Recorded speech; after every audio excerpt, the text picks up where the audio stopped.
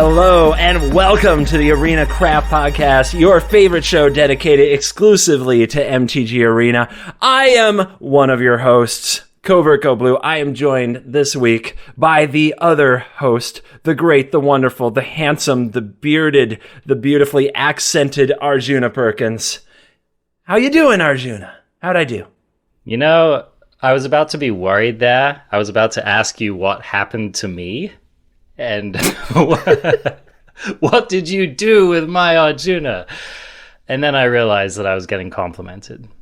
And okay. Flattery will actually get you everywhere with me. So, thank you, Covert Go Blue. I'm feeling very bearded and very handsome today, and I'm happy to be here with you. Also, let's all give a little round of applause. Covert Go Blue, baby's first intro. You gotta love it. You gotta love it. Did I mention that you can find this podcast on Apple, Spotify, Google Podcasts, Stitcher, iHeartRadio probably, and the internet, the arenapodcast.com YouTube channel, and Twitter. I don't know, Twitter.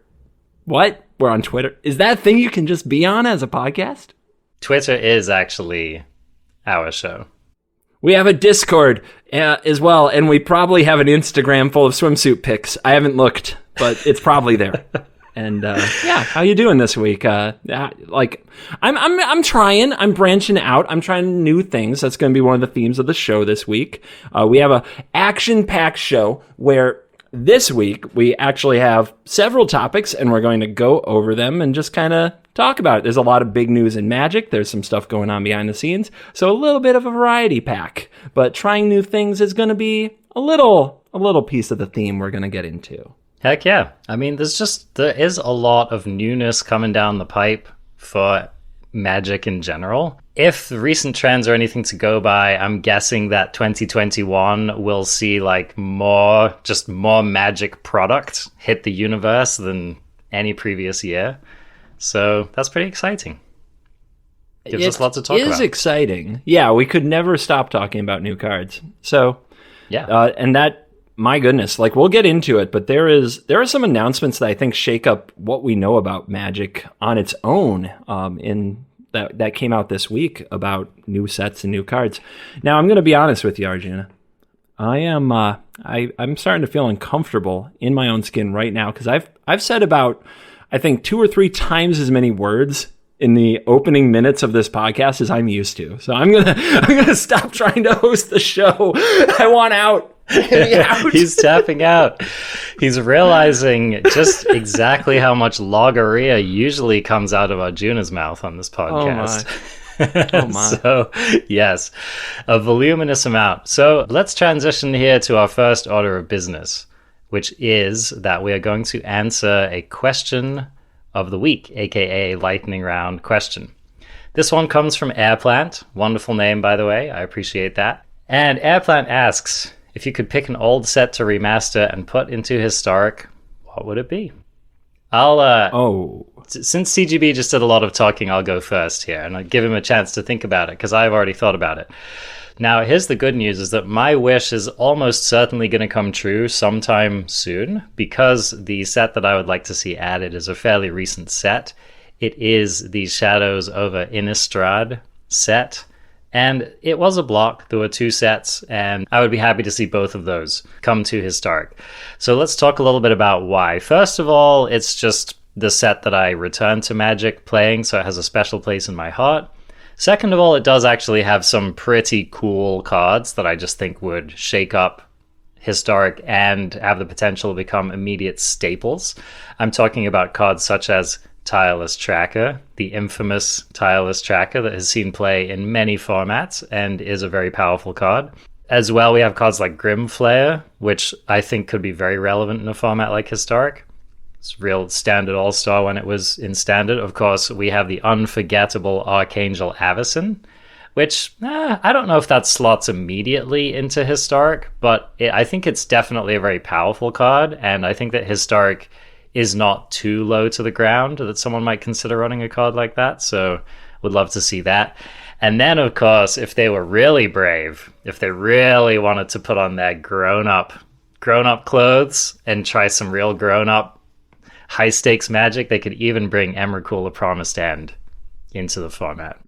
Now, for the nerds out there, did you say the block or the set? Well, so yeah, I started by saying the set, but then I kind of realized like these remasters, they seem to kind of amalgamate, right? So it'd probably just be the block. Yeah. So this would be like a historic remastered mashup of the two sets, Eldritch Moon and Shadows. Exactly. Okay, because I was already like blowing my brain up trying to remember which was in which, you know, Yeah. and whether or not I could say Emrakul or Ishkana or Traverse the Uvenwald or not. Yeah. It's so much easier so I miss blocks. I miss two sets. Oh, really? In a block. You were a fan? Oh.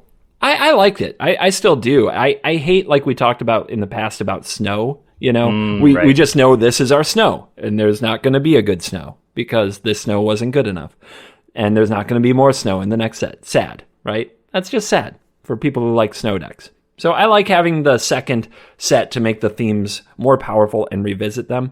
But when it comes to remastering, I like it being one. I like going back and then combining it into one. That makes me a lot happier because then it's like going backwards. It's lame. We already know what all the cards are and we just want to play with them again. Why would we get these cards and not those cards? Which is part of what we've complained about with Amonkhet Remastered, skipping a whole bunch of classics. Just put them all in. Criminal. What's wrong with that? Criminal. Yeah. I think from a constructed standpoint, I really like the blocks. From a limited standpoint, I did not like it. So I was really happy when they returned to just the big set paradigm for limited specifically.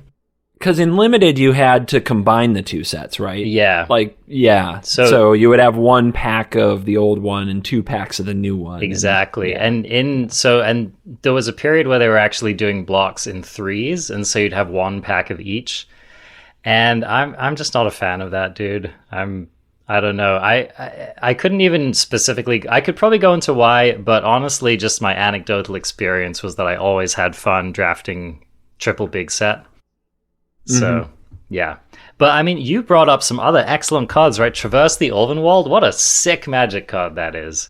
That is a very fun card. For those who haven't seen it, it is a 1-green sorcery that lets you search your library for... I'm going to try here. It's a creature, a land, or... Well, so when you don't have Delirium... it searches for a land. Yeah. So it searches your library for a basic land card for 1 green sorcery. Meh, boring, right? Right. But then if you have Delirium, which is 4 different types of cards in your graveyard when you cast it, you can search your library for a creature, land, or... Maybe an artifact? Artifact, I think? Yeah. Mm-hmm. Yeah. I don't think it's Planeswalker. But anyway, it's a tutor. It's a sweet tutor. It's a really sweet tutor. Yep. It also, there's Liliana, the Promised Hope. Is that her name? Liliana the Last Hope? The Last Hope. Yes. The 3-mana Liliana. 3-mana that Liliana. One's a good one. Which was a good frickin' Planeswalker, dude. And I actually think that Lily would be a pretty solid addition to the format. She can just come down and murderate your opponent's X-Wands, and that are... Yeah, nice Bomat courier, man. Nice Soul Warden. Exactly. Offer them up to Lily. So, and also a 3-mana Planeswalker with a game-ending ultimate, which how often do you see that? So it's what won that Pro Tour. Yes. The Shadows over Innistrad Pro Tour was won by a Liliana emblem. Very flavorful win against Emrakul, by the way. So anyway, that's my vote, and I think that will happen, so I'm pretty excited about it. What about you, Covert Blue? I don't care about balance for the historic format. I do not care about I just want to watch the world burn. Okay. And I just want the nostalgia rush that I think is really the moneymaker for Magic the Gathering. And I think that's where they're going to make their money for the next decade plus, is the nostalgia hits. So I hope they do this. I want Revised. Oh, baby. All right. I Revised was interesting because it came out after a few sets had come out. So it did have pieces of the Dark. It did have pieces of Antiquities. It cut the blatantly broken. So no Black Lotus, no Moxes, no Ancestral Recall, no Time Walk, things like that. It still had plenty of broken going on. I'm pretty sure one of my first rares was like a revised Mind Twist. Yeah, Mind Twist was gas. I'm not saying nothing sad will happen to you. I mean, Counterspell, you know? Dude, that's what I want. I want to go back to the start. I want magic.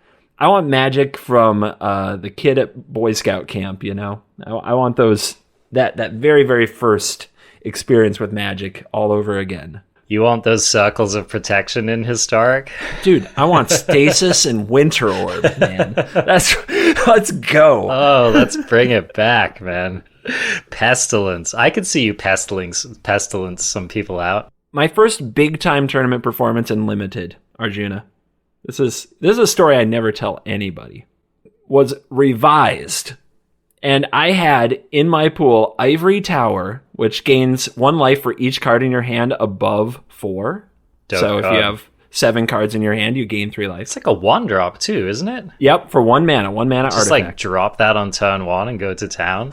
I had Winter Orb, Oh no. which says each player can only untap 1 land on each of their upkeeps. Brutal. And that's all you get is 1 land. All right, that's a 2 mana That's a 2-drop. artifact. Nice little That's a curve 2 mana right there. artifact, by the way. Okay. I had a card called Channel, which is a green sorcery, and you can pay any amount of life to create any amount of colorless mana that leaves the pool at end of turn, or at the end of the phase. And I had Disintegrate, which is 1 in a red, and X, deal X damage to target player. I had boy. a game. I had so many games. I would play turn 1 Scrib Sprites, just a 1/1 flyer, and attack with it once or twice, drop like Winter Orb, wait till I untapped 3 lands, channel, disintegrate Channel you. Fireball your opponent's Over. face. In Limited. There you go, baby. Of course I top 8'd. Then I had to draft something else, and it was horrible. You got to live your little control dream in Limited. Yeah, I was never the same after that. And then I realized, I was like, Limited is the best format ever. And then I realized you don't get to do that in Every time. You can't force that in every draft. No, you can't. Indeed. And I was like, I'm off it. I'm done with this. You know, that would be interesting to actually introduce those cards into Arena. I mean, first of all, it would be a huge visual design shift. We basically have not had like these super old border, old style cards. I kind of wonder as well, they'd probably make them all errated, right? Which would be a little bit of a bummer. Because I think parts of the appeal of those old cards is having them be called interrupts and, you know, all that kind of stuff. Yeah. People don't know what that means. Those kids wouldn't know. But yeah, they'd be errated for sure. So that would be an interesting thing. But it would also just be interesting to see the kind of, you were hinting at it, like the vast disparity in power level. Oh. I mean, this was still during a time when, and I mean, I say this like it's not still happening, right? I was going to say it was during a time when they were still kind of figuring out the limits of what a power level is in Magic the Gathering. Arguably, they're still trying to figure that out. Bro, Revised versus Eldraine. No bans. Let's go. Oh, that would be sick. Let's go. Let's go. Yeah, your Winter Orb becomes an elk. Taste it. That'd actually be really fun. That'd be awesome. But yeah, so it's definitely, if you go back and look at these cards, is, you know, you've got hot, unplayable garbage, which is probably like 50 to 60% of Revised. It is. And then you have these cards that are just so miserable. That was one thing I think they have figured out, at least in some measure, is how to not make cards miserable. Now, of course, they're still printing stuff like Cat Oven, so maybe they haven't entirely figured that out. But I feel like every set back in the day just had like a handful of utterly miserable cards to play against.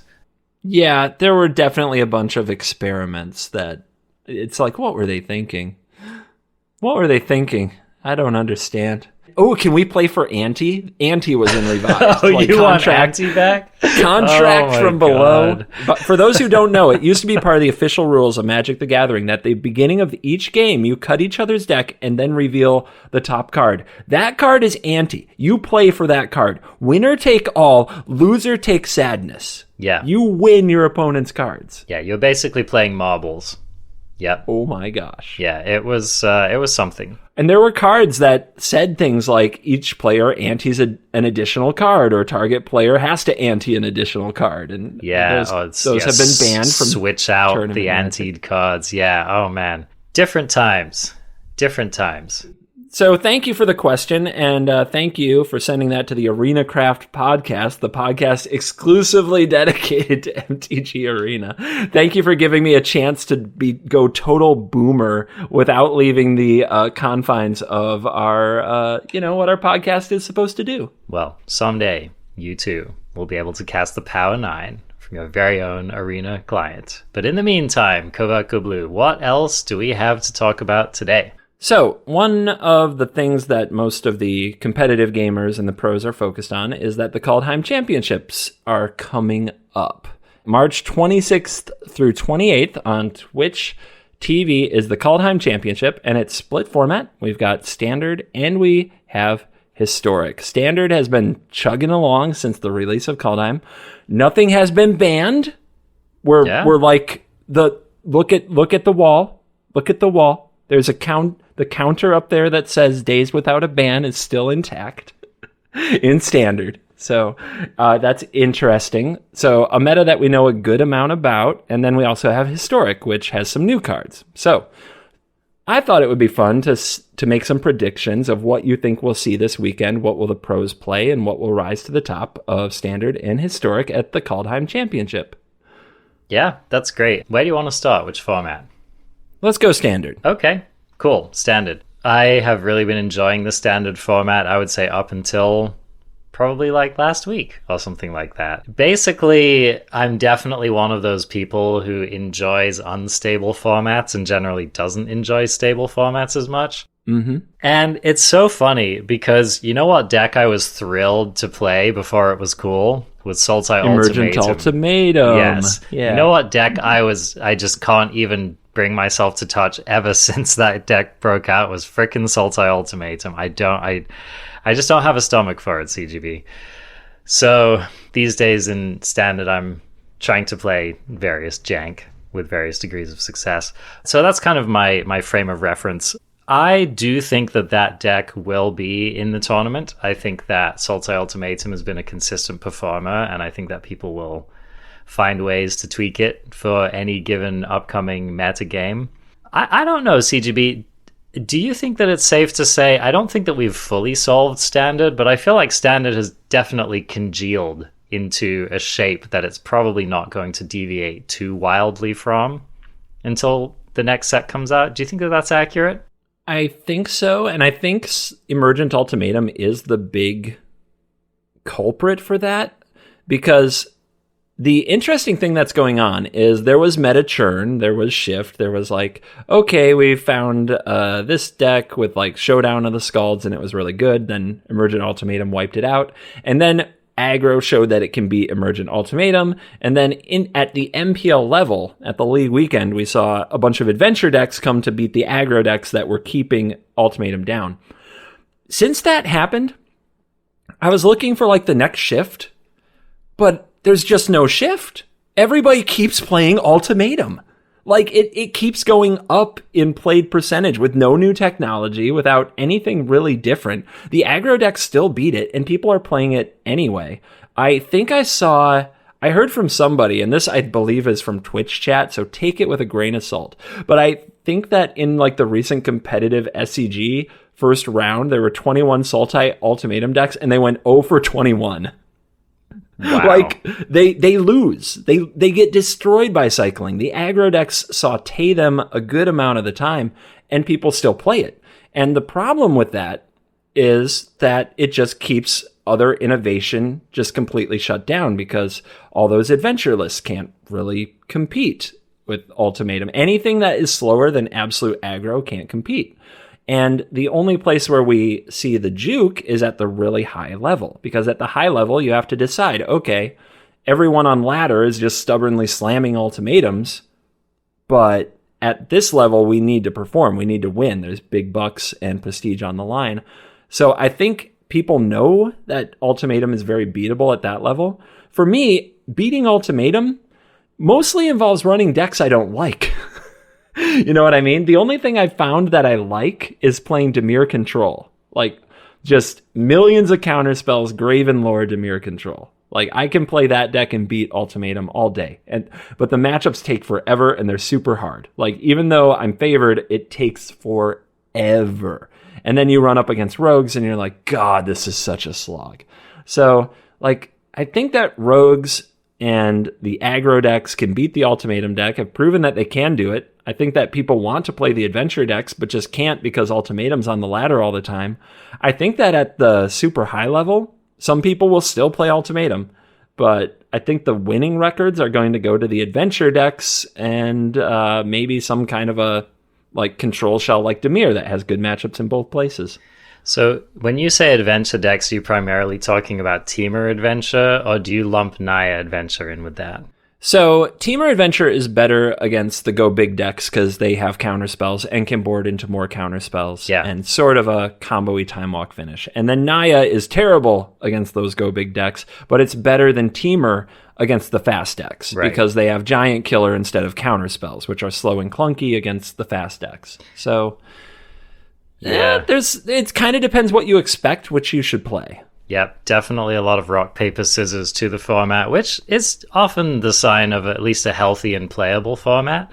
And I think it's cool that there are like more than just a handful of decks that are in contention. I feel like you could definitely plausibly see someone sleeve up any of, Sultai, Naya, Temur, Cycling, one of these monocolored aggro decks, whether it's white or red. I've even seen some rumblings that mono green aggro seems to be doing okay, which I would not sleeve up for an event like this. But anyway, it definitely seems like a diverse meta game. I don't know, man. If you were participating in this tournament, which direction would you be going in? Was it just Dimir, like you said? Yeah, it's the only deck I can really stomach playing right now, which is a problem for a YouTuber personality who plays a lot of different decks, because my daily routine for what feels like weeks now has been wake up, brew new deck, bring new deck on ladder, lose 3 games to Ultimatum, and maybe 1 in there to a mono white deck that, is always on the play, of course, and then delete deck, and then go find like my comfortable Dimir control-y thing and go torture Ultimatum to rebuild my rank. And I just keep living this Groundhog Day. And it is frustrating because the weird thing is, I think it's a healthy metagame, and I think it's a healthy format. And I think that the problem I have with it is so many of the popular decks are decks I just hate playing against so much. Yeah. I hate it. I hate Selfless Savior into Luminarch Aspirant. I'm sick of that. I hate Fervent Champion into Annex. I'm sick of that. I hate having to choose my demise to Emergent Ultimatum. I'm sick of that. And I hate cycling in rogues probably more than all of those things. So I'm just at this point where it's very rare that I'm not rolling my eyes by turn 3. So I'm ready for the new set. And it's a weird complaint because I don't know if it's just my personal taste, right? But I am at a point where I'm making content around Historic and Brawl now on a regular basis, and I still make a standard video every day, but it's work. Like, that's me showing up to work. I'm just gonna get dumpstered for the next hour. I'm gonna leave feeling dirty and miserable, and then I get to play something I want to play. So anyway, that's like my personal diary. Yeah. Well, I mean, I have been playing less standard lately, and it's for basically the same reason. I'm definitely not like sick of the format, but it is definitely, I mean, this is what happens, right? Is that a meta game solidifies to where you see the same decks enough. And when you're just playing against the same decks time and time and time again, it does become an eye roll. And especially when the meta game, so one of the things that's nice for diversity, but is also difficult for deck building, is that like, how could you ever hope to have a good plan against all of these decks? I actually don't think it's possible. Like, how are you going to beat cycling and rogues and ultimatum decks? And like even compare the mono white aggro deck with the mono red aggro deck. Like, they require such different answers at such different speeds, different parts of the game. You really can't approach those two matchups anywhere close to the same. So you've got matchups where against the mono red deck, your instant speed removal, pretty good. Against the white deck, your instant speed removal might be totally laughable. You don't know which of those matchups you're going to get. So, yeah, I think it's fun, but it makes it very, very difficult to play a reactive deck, which I think is why it's kind of interesting because like these Sultai Ultimatum decks, I think, have made the smart decision to stay being proactive decks. They're essentially a threat deck, even though like a lot of their list is configured to look like a control deck. But when you really look at the way that they're built, they're like, no, I'm just still trying to get out a massive threat as quickly as I can and end the game, because they know that they're not going to answer everything in the format. It's kind of a laughable thing to do. So I think that if you are playing a reactive deck, you have to, have an iron constitution like CGB, who just loves playing reactive decks regardless and just intends to draw most of his deck in every game to compensate, right? Mm-hmm, that's right. Either you have to do that, or you basically have to be proactive. And I think that that's what we're really seeing in this format, is that like all of these decks, whether they're, these team or adventure decks, these aggro decks, even some of the more control-y decks, they're all proactive. You've even got people like Danny T. Law, for example, brewing his Dimir control deck, where his game plan is actually resolving Shark Typhoon every game. And making sharks and killing people, right? Because even he acknowledges that he can't just play a regular control game. It's just not going to work out. So that seems like the states of standards. So you've been playing some historic recently, CGB. I would love to hear your experiences in that format. So in the vein of talking about the Kaldheim Championship, that is competitive historic. I have not been playing competitive historic. I have been playing meming historic. Just to be clear on that, let's be clear up front. I have been trying to make videos around Historic Anthology 4, the cards within it. Like, okay, you bought this anthology. What can you actually do with these cards? Because a lot of them really, we did the show. We don't have to hold back. If you heard that show, you know what I'm going to say. A lot of them suck. They suck. They suck. No reason to have them.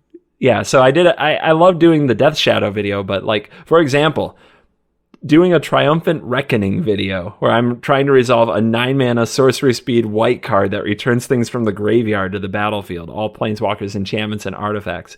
That's the kind of stuff I've been doing. By the way, what do we get back? We get back the Fall of Thran and the Soul Guide Lantern. Oh, that's mean. That's mean.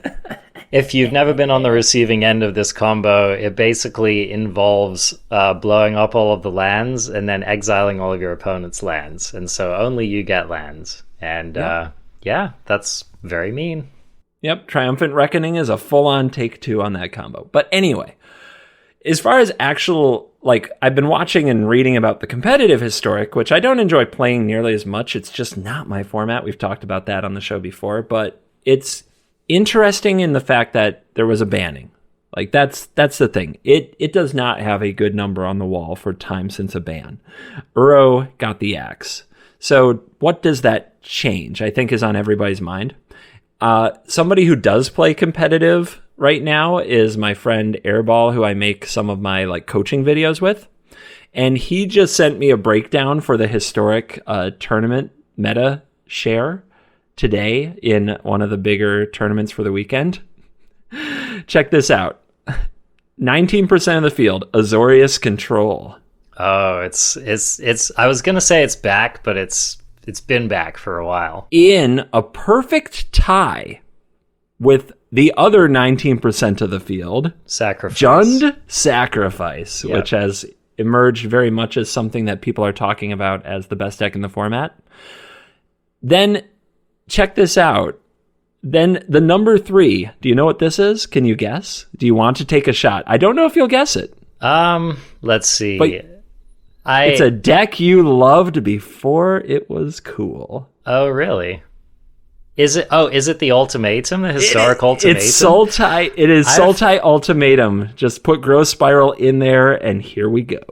So I've seen some various streamers and people kind of dicking around with this. You know what's funny about this is that basically what happened in Standard was that we lost Oro, Nissa, stuff like, Growth Spiral, and so we had to switch to this Ultimatum deck to kind of get that oomph, to get that Sultai top end in there. And it's kind of funny because I feel like in Historic they're like, well, we lost Oro, guess we're going to have to get that Ultimatum top end in there. And there it is. So let me guess, all right? Because actually I haven't gone deep on this, but I'm guessing that they took the standard deck list, they put in, the stupid cards, right? The Growth Spiral, Nissa, maybe some Explorers if they have room for them.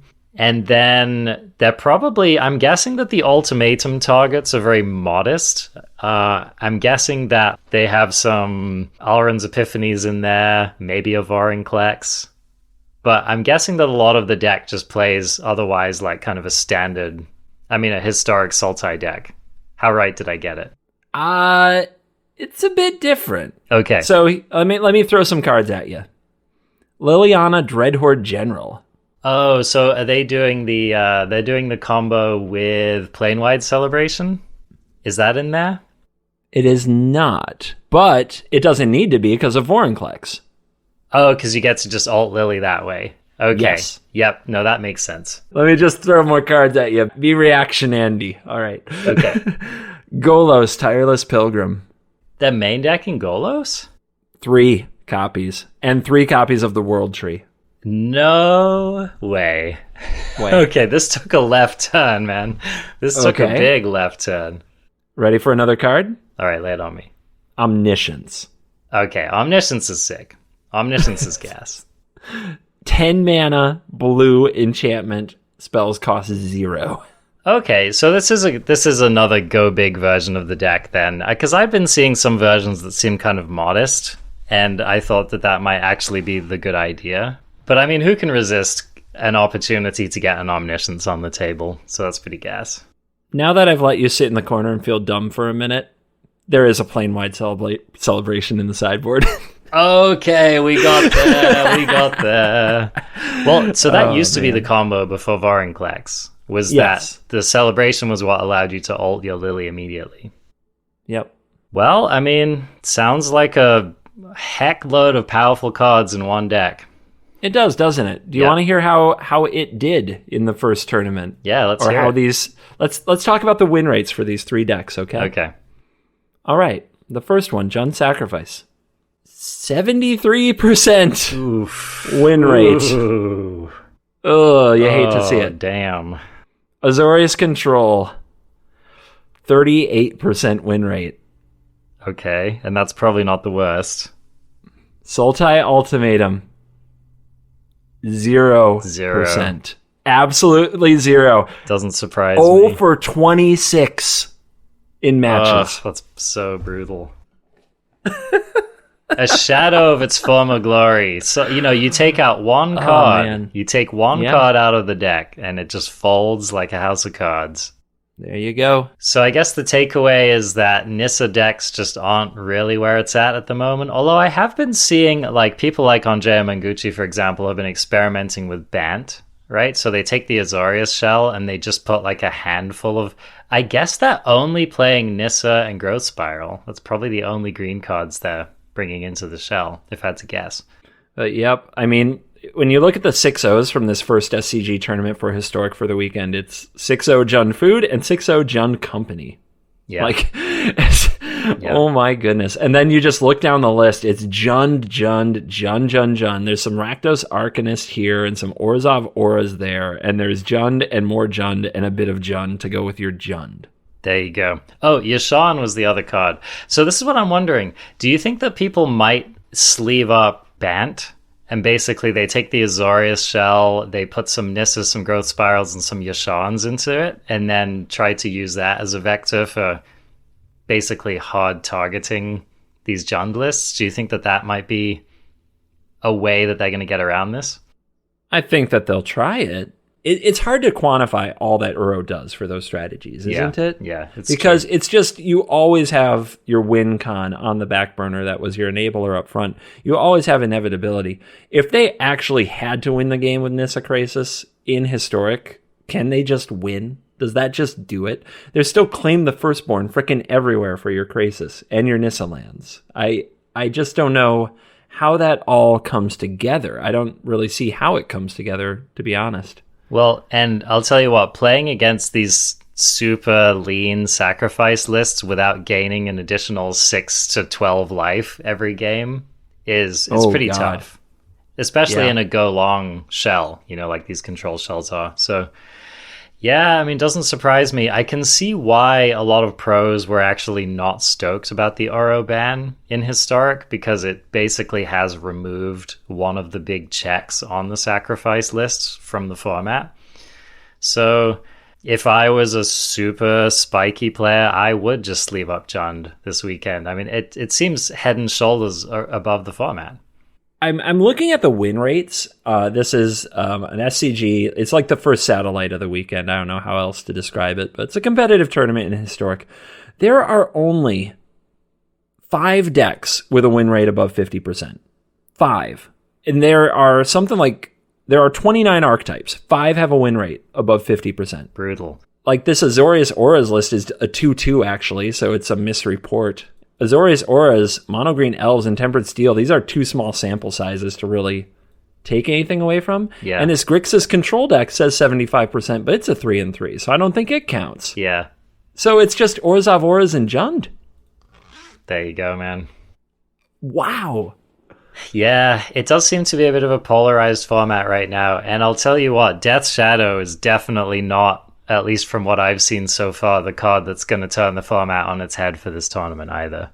Yeah. Guys, you better really enjoy watching cats come out of ovens for this section of the show. Do you think that we might actually see a cat ban in Historic sometime soon? Yes. That seems like a reasonable thing to expect, right? What else can you take out of this deck? And if nothing else wins. So they've got to find a way to beat it. And I was watching Croaky's stream, and he plays a lot more Sacrifice than I do. So I tend to listen to him when it comes to talking about Sac. You know, he puts in the time. Yeah. And he said the only thing that's ever stopped Sacrifice since Cat Oven arrived in Eldraine was over-the-top combo decks. Fires, Wilderness Reclamation, Nexus of Fate, you know, this stuff. If combo decks are what have historically beat this because its incremental advantage is just too cheap and low cost, then all the combo stuff has been banned. Here it is. Yeah, that's true. So here's another thing that I was kind of wondering about, and I'm somewhat sad to see it actually, that it seems like these Selesnya Angels lists, while they are maybe the scourge of the ladder, don't really seem to be making inroads into the competitive scene either. 40% win rate on those right now. Yeah, and probably because they get slaughtered by the Jund. So, yeah, man, that's, I wouldn't be thrilled to play either format in this event. I think I have to play the next qualifier in Historic, which probably means I go get my 30% win rate with Azorius Control. There you go. Yeah, here we go. Well, take a look at those Bant lists and see whether Yasharn can't get worked in somehow, because who knows? Maybe that's worth it. I have trouble believing in a 4/4 for 4 staying on the battlefield and making everything okay. Yeah, I mean, many a pro has relied upon the pig to control these sack decks, so. And it works when they weren't expecting it. And then as soon as they are expecting it, like either they don't play it or they play a different version. It's been kind of a weird rotation watching the pros play Historic, but they have moved in and out of like, here's Yasharn, here's no Yasharn, based on whether or not people are going to play Jund. So I don't know. If I were playing a tournament, I probably would try to find a way to just spam Yasharn. And that might be the only green card in my blue-white deck. You know, right. We'll just run 4 of those. That's my win con. We did it. Yeah, exactly. But I mean, yeah, you know, it is a format that contains such fun sideboard cards as Noxious Grasp, so I guess we'll see. We'll see that. I'm sure both of us will be tuning in to watch this tournament and just to get a state of the matter, as it were, before Strixhaven hits. Absolutely. That's the 26th through 28th on Twitch, is what they said. Right on. All right, so what's next on the docket for us here? So, there was a big series of announcements in an article that shed some light on some of the things coming out later with the sets this year. First of all, kicking off with Strixhaven, there is a March 25th preview kickoff. So that's next Thursday. So that's 6 days away. So that's going to be their big, like, introducing a bunch of cards at once, and then preview season starts, and then you know what we're doing for the next month. Like, what else can we talk about but all these cards that fly at us? And on April 15, which is a memorable date in the US because it is tax day. Oh, God. Are they releasing the set on April 15th? They are releasing the set on MTG Arena and Magic Online on April 15th. So, for most people, most people, if you don't know this about the U.S., get a refund. Working people have withholding, and then they do deductions that are added up annually. Withholding takes place throughout the year, so then you get a refund. And now with direct deposit, refunds come reasonably fast. So maybe they're just hoping get some of that refund check just directly into MTG Arena. Oh, God, yeah. Except, like, another portion of their player base is going to be frantically filing their taxes before the deadline. Oh yeah, I mean that.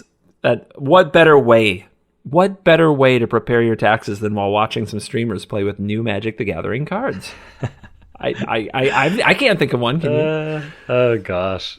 So the 16th through the 22nd is the pre-release week, which I still don't know why they do that without paper, but it's tradition, and when paper comes back, that'll be a thing. And then on April 23rd is the official tabletop release of Strixhaven and Commander 2021. So the Commander set this year is dropping the same day as Strixhaven School of Mages, which isn't usually a thing we care about on the ArenaCraft podcast very much, but in the spirit of the show, I've been branching out, doing other things. Commander is one of them. This is going to be my first Commander set release while considering myself a Commander player, so I'm a little more excited than I should be. And I'm going to try not to mix up my Commander previews with my Strixhaven previews, since they're going to happen at the exact same time for some reason. You're just shaking your head. I don't even know anymore, man. I wish I was excited about Strixhaven, and it has nothing to do with the set, but I'm just not ready for it, dude. I haven't had the time to build up the anticipation. I mean, I'm excited about like a standard format shakeup. That sounds great. Yeah. But as far as actually just like having the RAM in my brain or like the free memory that's ready to like get stoked about another Magic product, it's just not there yet. That is totally acceptable, because you know whose job it is to get you hyped? The cards. And we just don't have them. We have the 5 commands. Yep. I guess that's and true. I honestly don't think the commands are going to be build-arounds. They just aren't. They're just these kind of flexy cards. So we haven't seen the right stuff. What do you think of the Royal Scions being in the set? I am kind of stoked about that. Just from a flavor perspective, I have always enjoyed those 2 characters. I find them creepy. Really? Oh, they're way too into each other. That's all I'm going to say about that. Oh, you think there's some Lannister going on here? It's like a bad anime, where the siblings are just like way too into each other, but they never actually talk about it. I mean, this one picture you're showing me here is a little bit weird. I will give you that. Guys, can we get the owl from Hogwarts into every single card? That's I think what we're really going for. I mean, look, the owl is even the set symbol. It's right there.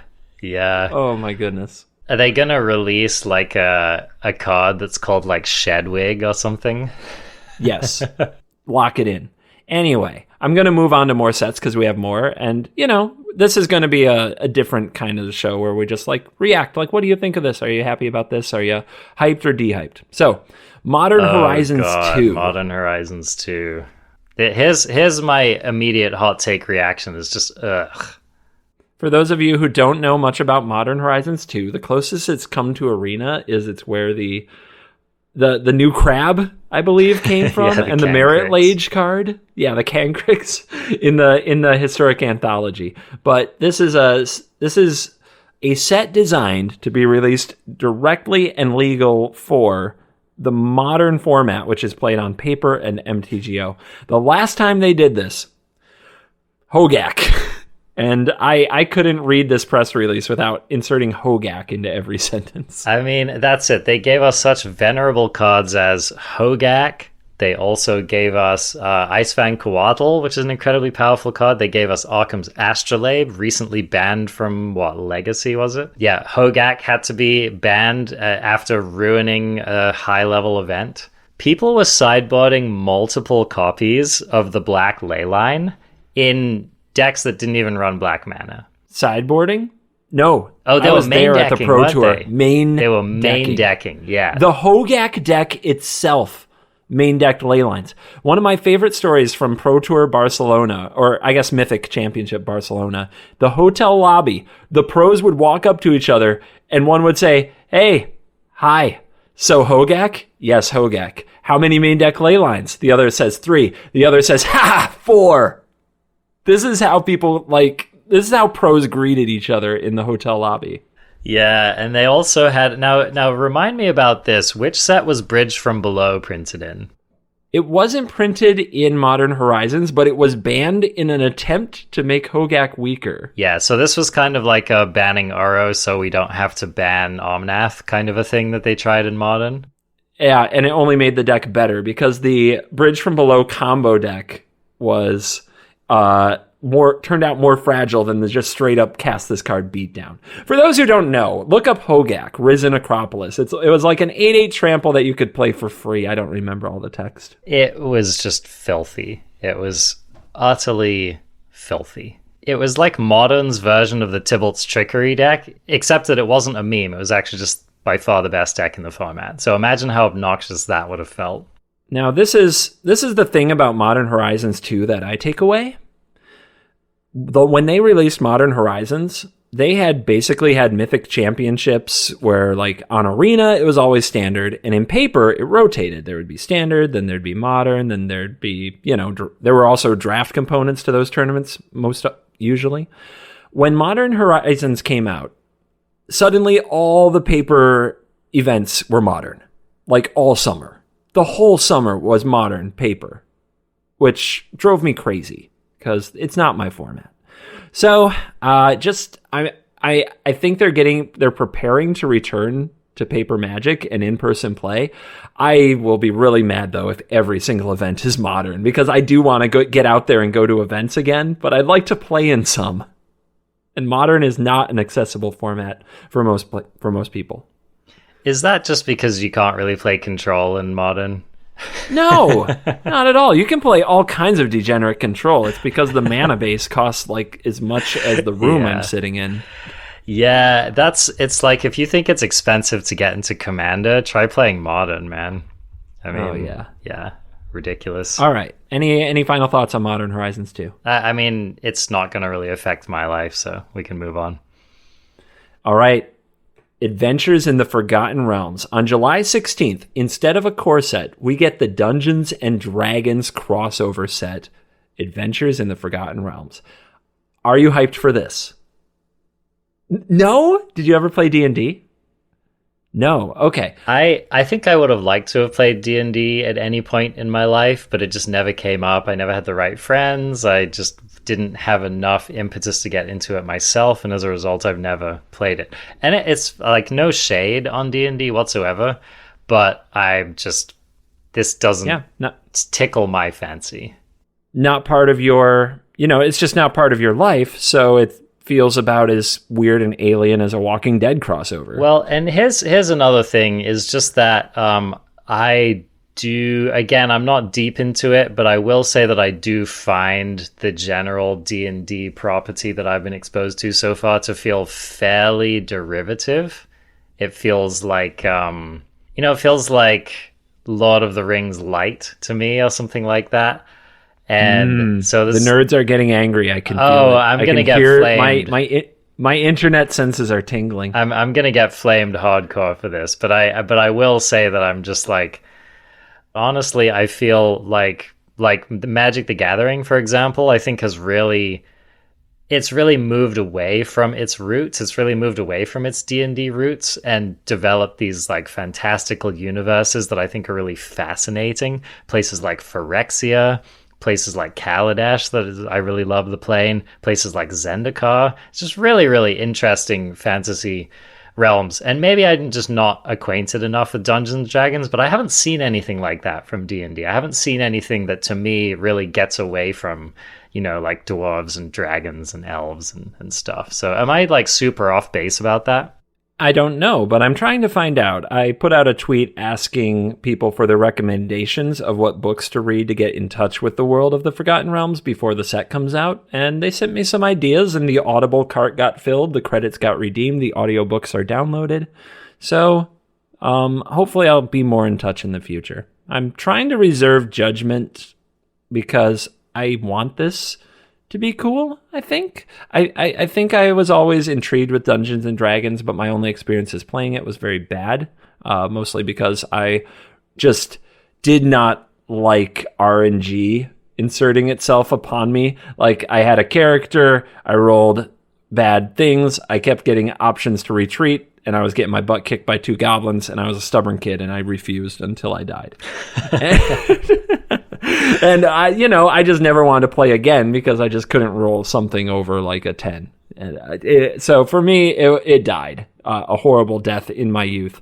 But I'm trying to stay excited about this. At least it's Wizards properties and Wizards properties meshing and not other things that will eventually happen, apparently. But I polled my Twitch audience. What would you guess is the level of hype versus unhyped? Oh, like from your audience? Yeah, do you have a guess? I would guess it was 70% hype. It was 80-20, with 80 being not hype. Really? Yeah. Wow. Only about 20% were excited about this. That surprises me. I mean, I would have voted not hyped, right? But I would have thought, I feel like I'm in the minority here. But I mean, that's interesting to hear from you. Yeah. I'm curious about that as well, and I could theorize, but I don't want to theorize about my viewers too much. I want to let them be themselves. Sure. But that is an interesting data point. It is. And I also did a poll for the next one that we're coming to. Oh, so are you ready to talk about the next set? Yes, I am. I should say sets. This is where it gets really interesting. That's right, because we are going back. We hinted at it earlier. We're actually going back to the block format. Yeah. Which is something... I guess arena players, we did see this in the Ravnica, right? We had Ravnica and Ixalan, which are both block formats. But we've moved away from it recently. Mm-hmm. So what we have is we're returning to Innistrad, and we're doing it in 2 separate sets. Like we theorized when they announced that there would be a vampire and a werewolf themed 2 different kind of styles of Innistrad. Would they both be one set and you could get 2 different boosters and Team Edward and Team Jacob this sucker? Or are they legitimately 2 separate standalone piles of cards that have different mechanics, things like that, are released in different booster boxes, etc. And here's how it works. Not only are they separate sets, they have separate release dates. So, on September 17th, Midnight Hunt releases. This is the werewolf set. How do you feel about this? Honestly, the werewolves were probably one of my least favorite parts of the Innistrad thing. Specifically limited was kind of a punishing mechanic because you get these situations where, like, if you didn't play any spells, your opponent's werewolves would flip, and then that would put you even further behind in a game of Magic. So I'm curious what their mechanics are going to be in this case. Now, these werewolf cards and some of these other Innistrad cards were like, I'm trying to remember this, but they were some of the first flip cards in Magic, right? When they were first introduced? Yes. In fact, I came back to Magic after a short break, and one of the first things that I did was sit down and see people flipping cards over, and I was like, what? What the flying fluff is going on? Huntmaster of the Fells does what? And missed a lot of triggers that day, what I did. Oh boy. Oh my God. So they've been really leaning into double-faced cards recently, and so I imagine that this set is just going to have a flip ton of double-faced cards. See what I did there? Maybe they'll have a different mechanic for their werewolves this time. I hope so. I mean, here's one thing I am worried about, though, CGB. I am definitely worried about multiple questing beast power level of creatures entering Magic. I just feel like there are going to be some really nasty creatures, and so I'm a little bit worried about that. How about a questing beast that on the backside is another questing beast with different text? Or like a questing beast that turns into a planeswalker. There you go. If this hits your opponent and incidentally kills their planeswalker, then flip it over, and now you have a 7 mana power level of planeswalker that, whatever. So, in talking about I like sharing this stuff I learned about chat because it was one of my more interactive streams where usually I just play Magic and they react. But I was asking my chat a lot. I did a lot of polls and I paid attention to what they were saying when reading this announcement.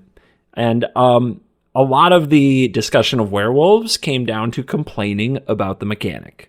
That's funny. Which is so it wasn't just interesting. me. Yeah. No, it wasn't just you. Okay. A lot of people were very annoyed by the mechanic. Yeah. And we'll get to, I told them to vote on werewolves versus vampires, and I'll tell you how that turned out in a minute. Now, let me ask you, CGB, because I actually didn't play the original Innistrad set. Did the original werewolves work the same way? Yeah. So it was... it was don't cast a spell and things flip. Yeah. And then double spells, flip them back. Yep. Okay, because that was one thing I wasn't sure about. Because if it was in the previous 2 Innistrad sets, then it does kind of lean towards the idea that it might be coming back, right? But to me, that's just lazy design. You can make it better. They have, say what you want about Wizards, they have tried to find ways to make clunky things more better. Just better. Well, and actually, I'm just thinking now, the Eldritch Moon werewolves, I think, had, there were mana activation flips, if I remember correctly. So maybe they had already started to move away from that. There were various ways to flip them. You had to fulfill certain requirements to flip them. Mm-hmm.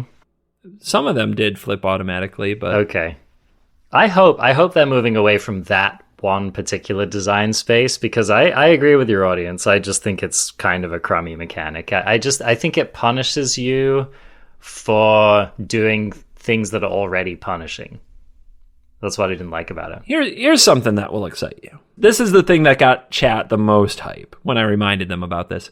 This set releases on September 17th. As of now, that is still the date that Eldraine is scheduled to rotate out of Standard, snap. Along with Theros Beyond Death, Ikoria, and the core set. Wow. So that's does M21? The core set leave? Yes, it does. Yep, M21 leaves. Yeah. Yep. Wow, which is going to be big. That's going to be big. Yep, start thinking about your werewolves in a world without adventures. You know what that means, though, CGB? These sets, these first set after rotation sets, are generally really powerful. Let me have some. You are like the hype assassin. You are just you are going to find something bad. You're on a negative Nancy mission. Stop it. I'm hyping a freaking werewolf set, bro.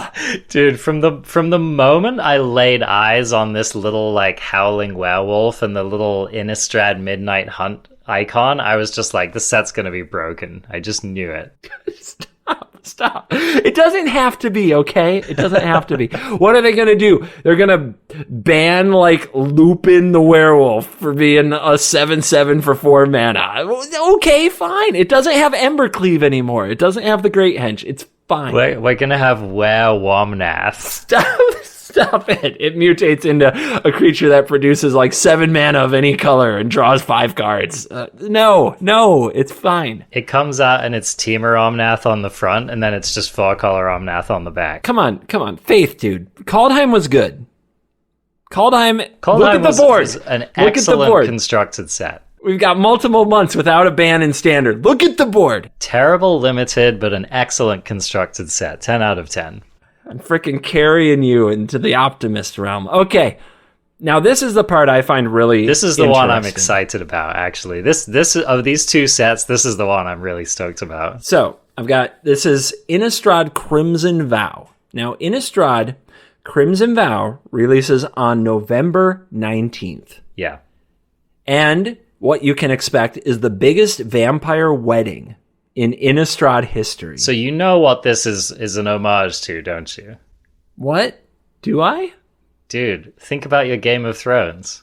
Oh, the Red Wedding? The Red Wedding. But it's vampires. Vampires are known for throwing epic wedding masquerade garbage parties. Hoity-toity. I'm not necessarily saying it's a direct tie-in. I just thought that you can't help but notice that particular thing, right? Dude, there's going to be a card called Red Wedding. There probably will be. There probably is. Or the magic equivalent, right? The magic equivalent. Yeah. It's going to be some 7 mana red enchantment that does some ridiculous something. Blood-soaked wedding. Yeah. So a few interesting things about this. One, the gossip side. Who's getting married? I've heard some beautiful suggestions, such as Soren and a rock. That's just mean. In the lore, Nahiri has him locked in rocks. Mean. Yeah, or Soren and Nahiri is a popular one since they hate each other and fight across the ages. That's like some full-on fanfic, slash fiction going on. It sure is. Drana is a key one. I mean, Nahiri has to show up, right? She has to show up. Yeah, people are like Vito. Yeah, Nahiri's crashing the freaking wedding. Yeah, absolutely. Why not? One of the reasons why Declaration in Stone is one of my favorite Magic cards is just the flavor, man. I just love the flavor of that card, right? Because you want to fill in the audience? Yeah, so for those of you who don't know, basically, I don't remember exactly why, but Soren and Nahiri just have like an epic hate fest going on. Oh, I know why. Soren locked her in the Hell Vault for like 1,000,000 years, like basically imprisoned her for did he do a huge that? chunk of her life. I believe he had to trap in Grizzlebrand, and it was just part of how he had to do it because he's a merciless guy. But he nice. Nahiri and Soren were friends, and then this happened, and now Nahiri comes out with mega wrath. Okay, and then he imprisoned her in a rock for a very long time, which is likely to piss someone off, especially someone with an anger management issue like Nahiri. Yep. So anyway, Nahiri busts out of the Hell Vault, and the first thing she does, I don't know, but one of the first things she does, she storms over to Markov Manor while Soren's away. And she basically imprisons everyone in Markov Manor in Markov Manor. She basically takes people and inserts them into the walls, and they die because that's what happens when you get stuck into a rock and you're not Nahiri. And if you look at the art on that card, it's just like a bunch of vampires like hanging out of walls and stuff, and it's just freaking sweet, dude. It's just it's an epic moment in the Innistrad lore, and Nahiri just fully badassing out, so I love it. And since we kind of diverted into Innistrad lore, I just want to say really quickly, I believe that lore is still live on Daily MTG, and it was, in my opinion, the best time to be reading MTG lore. Nice. I feel like it was the best lore, was the Shadows over Innistrad lore, and then into Eldritch Moon lore, and you can still, I think, go back to the first Innistrad lore. It's really good, compared to places where it fell off later on. But if you are interested, I encourage that. It is really cool. I mean, just reading about Archangel Avacyn, and then how the freaking Eldrazi come in and mess up the plane and stuff. It's just really, really fascinating. Dude, spoilers. My bad. And then something big happens. Really big. Anyway, so the other thing on this announcement that I want to note, they are releasing a new set on November 19th. This has been for a very long time, a really long time. The last quarter, the fourth quarter, has been the dead zone for standard MTG shakeups and rotations. The only thing that shakes it up is when Oko gets banned. First of all, that's a 5th standard legal set this turn. Is that really true for the year? Yeah. It's a 5th standard legal set for the year. They snuck another standard set into the year. And so what they haven't said is what the future of rotation is. Are they going to rotate at 8 sets, or are they going to rotate at fall set? Because they found a way to sneak in another set. Are we getting a bigger standard, or are we getting more frequent rotation? More frequent shakeups for standard. I'm into I'm into this. I would like that too. Now, one of the reasons they had spoken about for not having fast standard rotations is that when people own paper cards, it kind of sucks to have your cards rotate out of the format so quickly. It disincentivizes people to buy cards in paper. However, we all know that everything's different now, and Magic Arena is one of the reasons, and the pandemic is another big reason. And so I think that a lot of people, especially a lot of people who are invested in standard right now, would be excited to see more frequent rotations. Yeah, I think so too. I also, this vibes with the direction that Wizard of the Coast has gone. It seems very clear to me that somewhere in the last 2 years, they said to themselves, they were pretty much told by Hasbro, get more profitable. And they're like, well, how much more profitable? They're like, well, actually, you guys have never really tested that ceiling. That's what they're doing. They're testing the ceiling. How many sets and how many products can they release before we don't buy them? Yeah, maybe that's a good point. like they don't know what that number is. So they are a business. You can say what you want. None of us are forced to play Magic. It is a hobby that we engage in, and we might be pretty addicted to it. But when we're out of money, we're actually out of money. But no, they have not learned like how many sets and products they can put out before we stop buying, before we run out before our Magic budget is tapped. And I know that's frustrating for people who don't have much Magic budget to hear. I was there. I was a kid once. I watched everybody around me get new cards while I mowed lawns and raked leaves and did everything I could to buy like a few booster packs and do a draft on Friday night. So I've been there. But I also remember when I was that kid watching those grown men just go to the store and buy a box of cards. I said, that's what I want to do someday. Like, it was my motivation. And now I am a grown man, and every time something comes out, I'm like, yes, please, let's get some freaking cards up in here. Let's go. And I haven't figured out where the ceiling is for when I'm willing to say that's enough. And I think that is what they're chasing. Well, let me ask you this. I mean, we haven't quite transitioned to this yet, but I think it's kind of a apropos. Are you going to buy Time Spiral Remastered? Already did. You did? Pre-ordered it. Okay. In fact, this is mostly a content thing, and I missed Time Spiral the first time. I don't have much to do with these cards other than play Commander. I will tell you, now that I play Commander, I'm much more excited. Yeah. But I've already pre-ordered it. We're going to do a Time Spiral box opening stream. I'm going to make some live content. We're just going to rip packs and show off some freaking flashy cards and cool frames. Sick. So yeah, that is a thing I'm doing. Because I'm beyond not the target market for Time Spiral Remastered. I think it's cool. I'm happy that people are stoked about it. I think it's fantastic. But for me, I just couldn't care less about that set. I think they know it's a niche product. Yeah. Like, it is a nostalgia play. Like, that's why I talked about with Revised. Like, get that nostalgia juice flowing. Time Spiral is that. And I think other remastered things might be that. But to insert another set into Standard, like, that is the lifeblood of the game, has been for a long time. It's the competitive foundation, and more importantly, it's another set on Arena. Yeah. Now they have Arena. They can inject Standard right into everybody's veins through Arena. To have another set on Arena, that's a lot of money. It is. Like, that's a big deal. Yeah, it is. So let me ask you this, because I actually don't know this. Are they actually going back? Like, the closeness of proximity to the publishing makes me wonder if they're going to go back to like the block format, for example, with drafting, right? Are we going to get 2 of Crimson Vow and 1 of the other one? Or I wouldn't be surprised with Arena if they offered both and more. Interesting.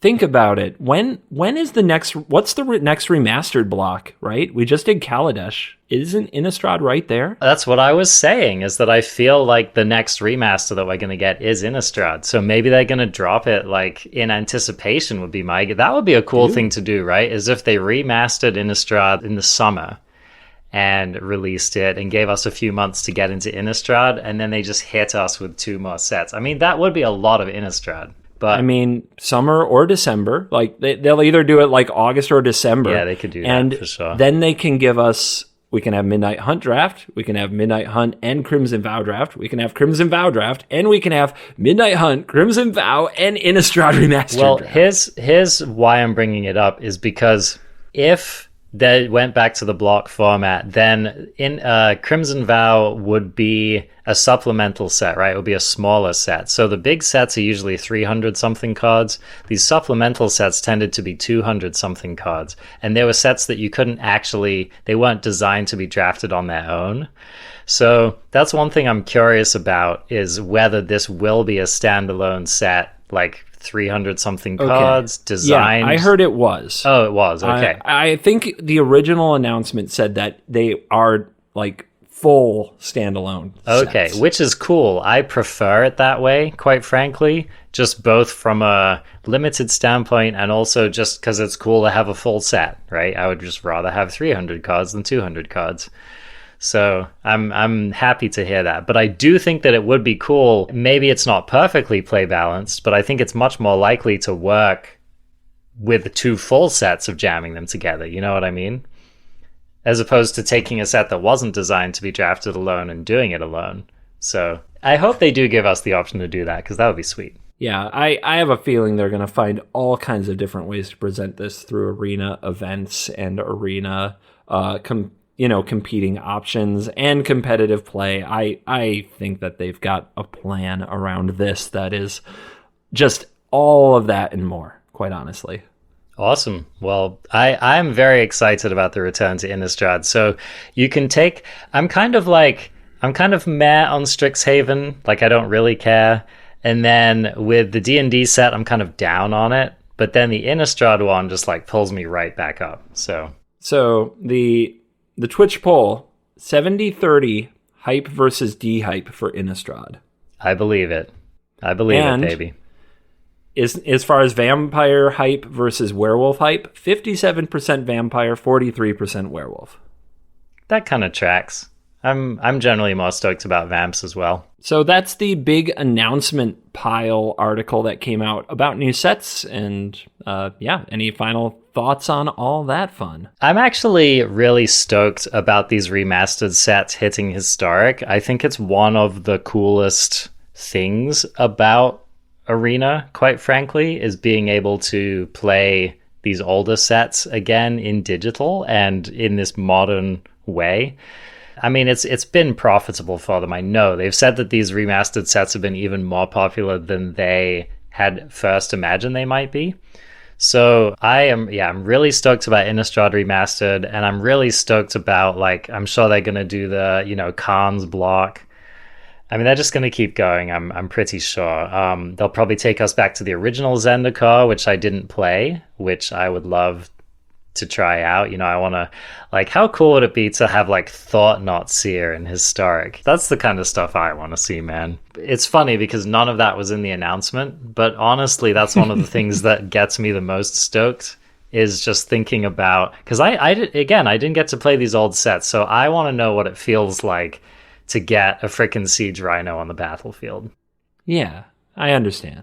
I really do. What about you, man? Like, what about all of this discussion has you the most pumped? More sets, more rotation. Like, I'm a person who doesn't feel, the downside of it isn't really going to hit me. The idea that your cards lose value faster, you have to keep up with it. I'm a person who, if it's Magic, I'm probably going to buy it until I do go broke because I'm just that invested in it. And so, like, that side of it, I'm the whale market. I'm excited about more cards. I think I've said this on the show before. I just always want more cards, new cards. If they had something for me to buy every week, I'd probably try to. Mm-hmm. So out of the 4 upcoming sets this year in Standard, is there one that is the front runner for one you're most stoked about? Probably Innistrad Werewolves. I'm much more of a werewolf fan than a vampire fan. I find them a little hoity-toity. Somebody's like, you just admitted to being a whale. But I don't dress up easily. I hate formal anything. Masquerade Brawl, screw that. No. Just if I have to go somewhere and wear something other than a hoodie, I get mad. So I'm much more down with the wolves. And rotation. There is nothing better than rotation for me every year. I think definitely between the two of us, you are the werewolf and I'm the vampire. I think that is pretty clear in my mind. Pretty clear. Yep. Blood-sucking. I'm a dog person. You're a cat person. Yes. You like meat. I like blood. Okay, anyway, moving on. I have a really busy week going on, but I am in talks to do some streams of the new ARPG, I think it's called, Magic Legends, that releases into, it's in open public beta next week, which, what people tell me, I am a weird person to watch play other games, like games that aren't exactly the Magic card game, because I haven't played anything else. I am a Bambi, I'm a baby deer on ice I don't know what I'm doing. I have to have the simplest concepts explained to me. I had to ask chat what an ARPG was and got like 15 different like anagrams to read. It was really funny. So I don't know what the hell I'm doing. They say it's like Diablo 2. I've never played a second of Diablo anything. So, oh wow. Yeah, we're going to see what's up with this. From Chad to Virgin in one fell swoop. Oh yeah, I'm gonna get destroyed. But MTG Nerd Girl offered to play with me. I don't know what time we're doing our show or if she'll be able to make it. I've got some people already hyped in my Discord. They created a channel for it. They've been excited about this for a while. Who are excited to play with me. So if you're interested in checking out MTG Legends, I have a crazy week coming up with furniture coming in and out of my house, but I'm also going to try to stream it, so should be fun. I am also stoked about at least trying this game. I'm not particularly excited about whatever kind of RPG space it is, but it'll be an excuse to play something else and just try something else and learn a bit more about the Magic universe. So yeah, I will be joining you in the exploration. Then my last thing, can we do a competitive, spiky, not competitive because it's no such thing as competitive, but a spiky brawl show one day? Heck yeah. I've been actually getting into spiky brawl. So if you guys are interested in my deck lists, check me out on Twitter at CovertGoBlue and YouTube at CovertGoBlue. I've been making more videos and playing more spiky brawl, and maybe someday we can do a show about it. I think that's pretty cool. Let us know in the comments if you want a spiky brawl, like a foundational spiky brawl show. Yeah, so just on that, I did one brawl show. It was probably about a year ago. It's probably almost exactly a year ago now. I had a friend of mine on who was really into brawl, and we kind of covered the foundations of the format and whatever. And I will say it was definitely one of my least downloaded shows at the time, but perhaps like towards the end of this cycle before the next standard set comes out, we might be able to do that without pissing off too many people. I will say I expected my videos to be like my least viewed ones in a long time, and several of them got as many or more views than my standard video released the same day. Wow. And on my stream on Tuesday, for the first time ever, I put up a poll of what do you want me to play? Spiky Standard, Spiky Historics, Spiky Brawl. Spiky Brawl won 48%, while the other two were split up, about 20-some% each. And it was like I had over 1,000 viewers at one point watching me play Try Hard Brawl, which blew my mind. And it makes me think that there's a time in the season, right? And we're just in that spot where I think people didn't get the historic shakeup they wanted. Standard is what it is, and we don't have new cards yet. And I think it just hit at the right time, you know? Mm-hmm. Well, interesting. Play some Brawl. Have some fun. It's actually, it can be fun to spike it up a little. Just a little. I'm down, man. I mean, I enjoy Brawl. I don't play it very often, but whenever I do play it, I enjoy it. So, all right. Well, play some. You can tell me about it someday. All right. Awesome. Cool. Do I have to do the outro? I'm scared. Why don't you? Oh, no. I mean, you already kind of did the outro at the beginning, but let's, Thanks. Let's bring it back. All right. Well, thank you, everybody, for listening to the Arena Craft Podcast, our podcast devoted exclusively to Magic Arena. I have been your host, Covert Go Blue, along with your other host, Arjuna Perkins, who is usually the primary host and is lovely and talented. You can find me, Covert Go Blue, on the Twitter at Covert Go Blue, and on the Twitch at Covert Go Blue, and the YouTube at the Covert Go Blue, and probably everything else at the Covert Go Blue. And you can find Arjuna on the OnlyFans at Arjuna Perkins. /OnlyFans, yeah. And you can find this podcast in so many places like Spotify and iTunes and Google and Stitcher, as well as on YouTube, where we have a YouTube channel. So, leave a comment, leave a review, and that's the show. So, later, crafties! Later, CGB, and later, crafties.